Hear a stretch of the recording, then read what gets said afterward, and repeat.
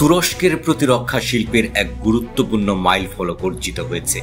দেশটার নিজস্ব প্রযুক্তিতে নির্মিত এন্টিশিপ ক্রুজ মিসাইল আত্মাকা প্রথমবারের মতো পানির নিচ থেকে সফলভাবে উৎক্ষেপণের পরীক্ষা সম্পন্ন করেছে। বুধবার এই তথ্য জানিয়েছেন তুরস্কের প্রেসিডেন্সি অব ডিফেন্স ইন্ডাস্ট্রিজের প্রধান হালুক গোরগুন।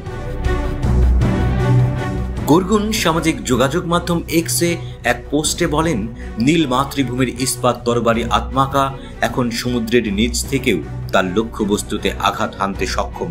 তিনি আরো বলেন, এই পানির নিচ থেকে গাইডেড মিসাইল উৎক্ষেপণের প্রযুক্তি বিশ্বের মাত্র কয়েকটি দেশের কাছে রয়েছে।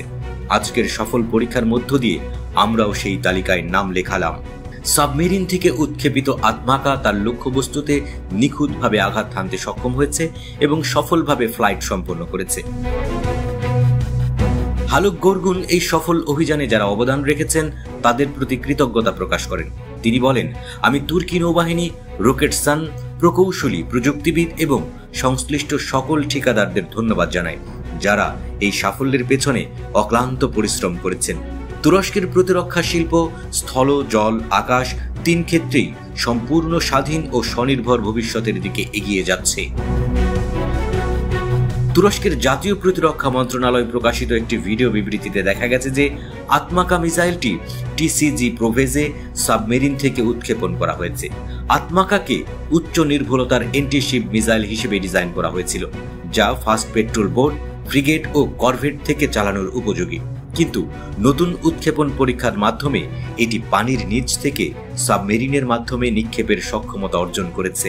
এখন থেকে আত্মাকা পানির নিচ থেকেও নির্দিষ্ট লক্ষ্যবস্তুতে আঘাত হানতে পারবে, যা তুরস্কের সামরিক শক্তিকে আরও এক ধাপ এগিয়ে নেবে।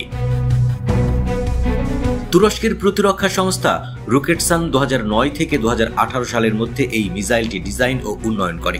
এটি 2021 সালে তুর্কি সেনাবাহিনীর অস্ত্র ভাণ্ডারে যুক্ত হয়।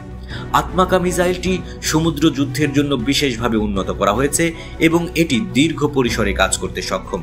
পানির নিচ থেকে উৎক্ষেপণের নতুন সক্ষমতার মাধ্যমে তুরস্কের নৌবাহিনী আরও কৌশলগত সুবিধা পাবে। এই পরীক্ষার সফলতার মাধ্যমে তুরস্ক বিশ্বের সেই কিছু নির্দিষ্ট দেশের তালিকায় যুক্ত হলো যারা সাবমেরিন থেকে গাইডেড মিসাইল উৎক্ষেপণ করতে সক্ষম। এটি তুরস্কের সামরিক ও প্রতিরক্ষা প্রযুক্তির বিকাশ এবং সামুদ্রিক প্রতিরক্ষার কৌশলের একটি গুরুত্বপূর্ণ মাইলফলক। তুরস্ক তার প্রতিরক্ষা খাতে স্বনির্ভরতা অর্জনের যে লক্ষ্য নির্ধারণ করেছে, আত্মাকার এই সফল উৎক্ষেপণ পরীক্ষা সেই লক্ষ্যকে আরও দৃঢ়ভাবে সামনে এগিয়ে নিয়ে যাবে।